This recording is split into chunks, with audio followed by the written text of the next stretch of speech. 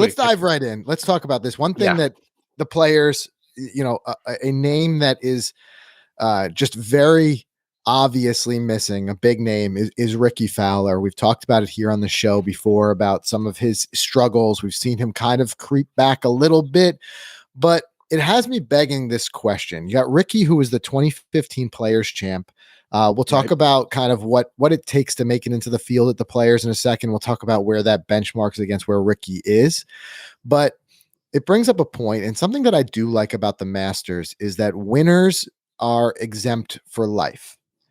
And I don't know about you, Mike, but I'd like to see that at the Players. I'd like to see a 100%. lifetime exemption. Yeah, you agree? I totally agree. And I always thought it's funny that that was the case. So until the announcer at Bay Hill mentioned, as Rickie was standing over the ball on Sunday, that Rickie was standing there was +8. And they go, Rickie has to win this week to make it into the field next week at TPC Sawgrass. I'm like, wait a minute, what? These guys don't get lifetime exemptions as past champs? I mean, I don't know if you saw the TPC Sawgrass dining room or the players room, but like past champs are all over the place. Their photos are on the wall. JT showed his lockers engraved with his name. Like they pay homage to their champs, but yet they only give them a 5-year exemption, huh? That's all it is. So it's a 5-year exemption. Otherwise, other ways that you can get in, you can be a major champion, win any majors in the last 5 years.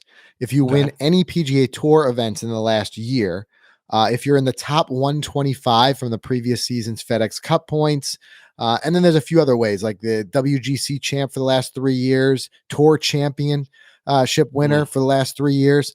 But again, I mean, I just kind of come back to, it's one thing that I like about the Masters is seeing these guys, just being able to, even if they're not competitive, just to be able to come back out and kind of celebrate it.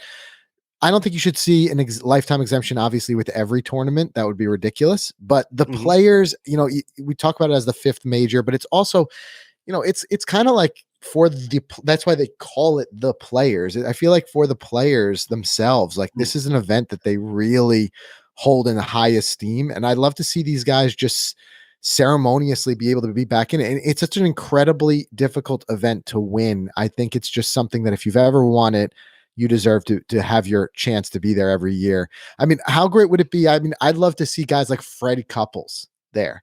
Imagine that. Right? I mean, the guy made magic there.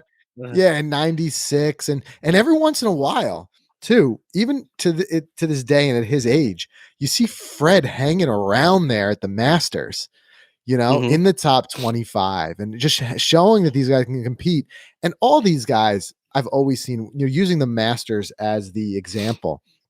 They seem to be very smart about knowing when it's time to hang it up, when it's too much. I don't think you're going to see somebody who's holding the field up. I think it's just the option to play, and I'd love to see that. And I would love to see Rickie have that exemption to play. Well, you kind of explain the state of Rickie Fowler's game in those qualifications. I mean, those are things that a lot of guys qualify. 125. There's something Rickie's been in forever. I mean, winning a tournament in the last year, there's something that he's been able to do. So it just shows you how much that guy is really struggling. And what's interesting, you said that if you win a major, you're exempt for 5 years. You take Tiger, for example. Tiger hasn't even really swung a club in God knows how long, but he won the Masters in 2019. So he could have played this week. He could have played this week. He very well. It's amazing how it works. Yeah, it is amazing how it works.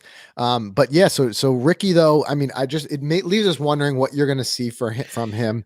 Like I said, currently 122nd in the official world golf rankings, 134th in FedEx Cup points last year. He did make the cut at Bay Hill last week, but we'll talk about more in a second. Bay Hill, how tough it played. 76, 77 over the weekend. Good for a T52. So it's not like, it's certainly not and has not been hang up the clubs level with Rickie in any way. But he needs something to, and I know he's made even some changes to his swing. He's looking for a little bit more of something to get back in it, but he doesn't look like a guy to me that's done. He looks like a guy who can still pull out a win. Yeah, definitely. I mean, I looked at a graphic. I think Golf Digest posted a graphic of his world golf rankings over the last, I think, 13 or 14 years. And I think for a stretch of 10 years or so, or maybe a little less than that, he was in the top 10. And it was in 2019 where he just fell off. So something went wrong. I mean, a lot of people can kind of point a finger at things like COVID. Maybe some things guys were taken out of their game. I know Rickie got married. I know he had a baby. Those aren't all excuses, but those are life-changing events. And golf's a mental game. There's a lot of travel, a lot of wear and tear. And when your life changes, I mean, so can your sport or your hobby. And that's what he's doing. So it could be that, but hey, he did make the cut. I think to answer the original question, what's it going to take for Rick? It might take a few top 10 finishes, just a little bit of pep in his step to get him going. Maybe he's got to figure some things out with his swing. Yeah, so I'm still rooting for him. He's still, the fan of the people, right?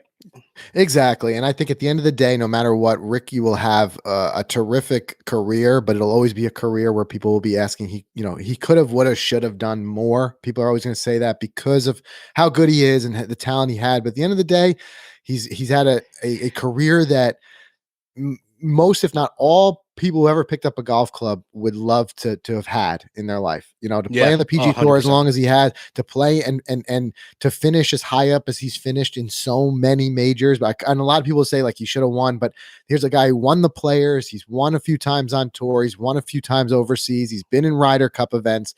He's at the end of the day, if the benchmark against what could be in a golf career, Rickie's excelled. It's just, I think it's because how good he's been. People want to see more. But let's hear you guys weigh in the comments. Let us know. Do you agree with us that if you win the Players, it should be a lifetime exemption to that event? Or do you think that the 5 years is enough? Let us know in the comments. We'd love to hear about it.